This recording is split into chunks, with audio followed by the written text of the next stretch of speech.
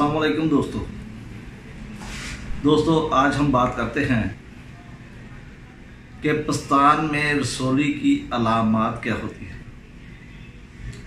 यानी कि किस चीज़ से हमें पता चलता है, किन अलामात से हमें पता चलता है कि पस्तान में ट्यूमर बन चुका है।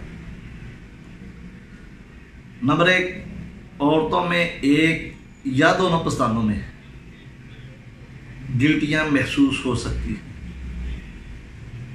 ये कोई नहीं कि एक में होगी या दोनों में होगी, ब्याह वक्त दोनों में भी हो सकती हैं। ये एक पॉइंट था। उसके बाद अगर हैज़ के दिनों में पस्तान में दर्द होने लगे और निप्पल से पानी का अखराज हो, तो इसका मतलब ये है कि हो सकता है कि पस्तान में कहीं ना कहीं कोई ट्यूमर बन चुका हो।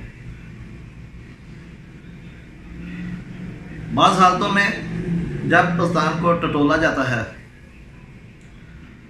तो रसौली कभी दाएं कभी बाएं, यानी कि वह एक जगह पे कायम नहीं रहती। ये इधर से उधर, इधर से दबाएं दूसरी तरफ से दबाएं तीसरी तरफ। और ऐसी आमतौर पर रसौली या ट्यूमर जो होता है वो 20 साल से लेके 40 साल की उम्र की औरतों में पाया जाता है। पस्तानों में किसी वजह से बैरूनी चोट लग जाए, कोई बच्चा टक्कर मार दे, हाथ लग जाए या गिरने से कोई चीज़ पस्तानों पे लग जाए, तो उससे भी रसौलियाँ पैदा हो सकती हैं।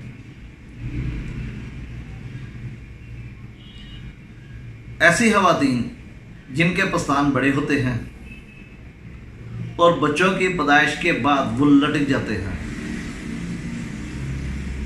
इनमें भी अक्सर रसौलियाँ पैदा हो जाती हैं। अगर पस्तानों को हाथ लगाने से दर्द हो तो ये भी एक ऐसी अलामत है जिसकी वजह से हमें सोचना पड़ता है कि हो सकता है कि पस्तान के अंदर कोई गिल्टी मौजूद हो। अगर वो खतरनाक रसौली होगी, पस्तान में ट्यूमर कैंसरस ट्यूमर होगा, तो फिर ऐसी सूरत में जो लिम्फ नोड होते हैं, लिम्फेटिक ग्लैंड्स जो होते हैं, वो साइज में बड़े हो जाते हैं। और साइज में बड़ा होने की वजह से हमें ये सिम्टम मिलती है कि ये कैंसर की ग्रोथ है। जैसे कि मैंने पिछले लेक्चर में आपको बताया था कि अगर सिर्फ पस्तान में गिल्टी हो और बगल में गिल्टी ना हो तो हम ये समझ सकते हैं कि ये बनाइन ट्यूमर है या एक सादा रसौली है। लेकिन अगर पस्तान में ट्यूमर हो और उसके साथ साथ बगल में गिल्टी हो जाए,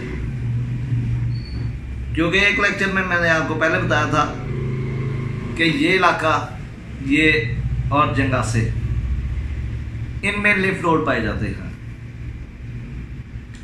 और किसी भी इन्फेक्शन से, सीवियर इन्फेक्शन की वजह से ये साइज में बड़े हो जाते हैं, स्वेल हो जाते हैं, सूज जाते हैं, जिसे हम पंजाबी में सुंडा चढ़ना कहते हैं।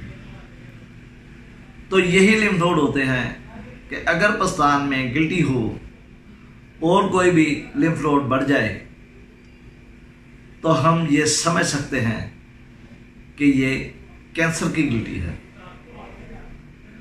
दोस्तों, मरीज़ा के पस्तान से अगर खून मिली रतूबत निकलना शुरू हो जाए तो ये भी एक ऐसी अलामत है कि हो सकता है मरीज़ा के पस्तान में गिल्टी हो। जिन खवातीन के बच्चे नहीं होते उनको अक्सर ये केसेस ज़्यादा होते हैं बनिस्बत उन लोग औरतों के जिनके हाँ बच्चे पैदा हों, क्योंकि बच्चे पैदा होने से काफ़ी सारी हार्मोनल चेंजिंग आती है और फिर दूध का अखराज होता है। तो इस हवाले से पस्तान काफ़ी महफूज रहते हैं। और बाज़ दफ़ा ऐसा भी होता है कि बच्चे तो हैं लेकिन वालिदा ने अपना दूध नहीं पिलाया, तो फिर भी ऐसे चांस हो सकते हैं कि पस्तान में गिल्टी पैदा हो जाए। तो दोस्तों, उम्मीद है ये छोटा सा लेक्चर आपको पसंद आया होगा और ये 7-8 अलामात ऐसी थी कि जिनकी वजह से हम ये महसूस कर सकते हैं, हम ये समझ सकते हैं कि पस्तानों में गिल्टी मौजूद है।